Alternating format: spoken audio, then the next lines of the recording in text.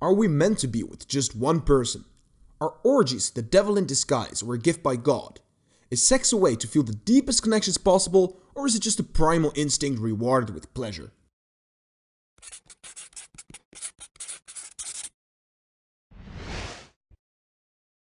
Today's book chronicles a journey that would be considered the most twisted love story by many. Neil Strauss is a best-selling author and a writer for Rolling Stone magazine.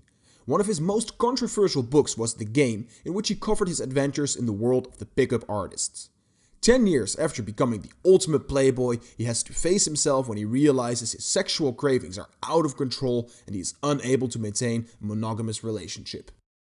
What follows is this book, a personal report of a journey through darkness, relationships, and a lot of sweaty sex. In the beginning of the book, Strauss warns, "I'm not the hero in this tale, I'm the villain." The story starts out in a loving relationship.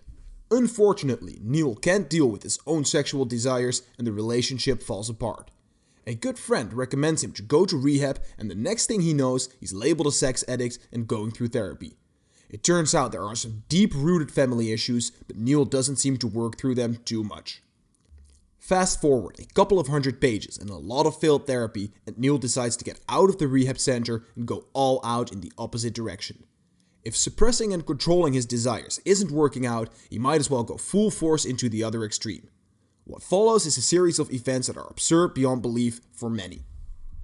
His first sexual group encounter is at an orgy, but all the people there turn out to be saggy and grey, which means there isn't much sexual arousal to be gained there. After that, he goes to a swinger party. At the swinger party, the saggy grey people are traded for hot, sensual women in tight outfits. Here, Neil also gets to experience Viagra, GHB, and MDMA all at the same time. After passing out in the beginning of the orgy, he turns into a cuddle buddy by the ecstasy and ends up getting his head knitted. Unfortunately for him, it's not the head down low. After the failed attempt for sexual fulfillment at the swinger party, he heads down to Paris where he goes in for another orgy. This time the orgy is actually very stimulating with cute girls and an intense vibe. Strauss chronicles this as one of the better experiences in his polyamorous lifestyle. A little further down the line, it's time for some more experimentation. He decides to get into a relationship with 3 different women at the same time. It doesn't take long for this relationship to crash and burn, and before he knows it, Neil is back to square one. After he's tried all these outrageous forms of sexual and relational interactions, he decides to try a monogamous but open relationship. He gets together with a girl he met during the swinger party, and they have a very enjoyable relationship for a while. But you guessed it, the whole thing falls apart and Neil is once again all by himself. At this point, he's ready to throw the towel in the ring. He goes back to therapy and gets his entire psyche shattered. It's an exorcism on his mind to release the sexual demons inside. After his soul energy has become as thin as the flickering flame on a candle, a fire reignites inside that restores vigor for life and love that seemed lost beyond hope. After he has repaired himself, he ends up getting back with the woman it all started out with. They work through their issues of the past and recommit to each other. The story ends with a beautiful wedding and they lived happily ever after. I told you it was a love story.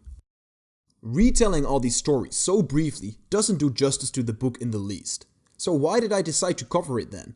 Because I think it's incredibly important for us to think outside of our norms and expectations. Personally, I've had a period where I just wanted to date multiple women at the same time, not wanting to commit to one person. At the time, I thought it was a universal truth that humans are not meant to be monogamous. Since then, I've learned a lot about other people and myself and realized that even though monogamy might not be the default mode for everyone, it definitely has a major role in human life, deep connections, and especially in society. But having gone through this experiment taught me a lot of stuff that I otherwise would have never learned. Just like I think that Neil learned a lot going through all these experiences, and just like I undoubtedly believe that you can learn a lot from them as well. I'm challenging you to take up not just relationships, but life in general with an open mind. Challenge the status quo, defy social norms, and try things for the sake of trying them. Experiment and learn new things. Realize things won't be permanent, but nonetheless immerse yourself in them completely.